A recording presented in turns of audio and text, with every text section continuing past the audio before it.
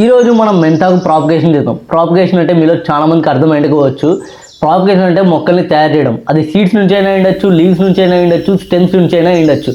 So ఈరోజు మనం మెంతాకు అదే ఫెనిగ్రిక్ ప్రాపగేషన్ సీడ్స్ నుంచి చేస్తాం. ఒక గుప్పెడు మెంతులు తీసుకొని 6-8 గంటల నీళ్ళలో ఇలా నానబెట్టేసేయండి.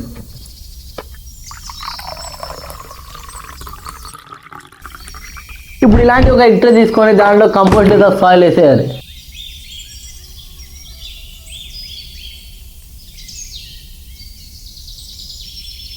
ఇప్పుడు విత్తనాలు వేయండి. ఒక స్పాట్లో 4-5 విత్తనాలు వేయచ్చు, ఏం పర్లే.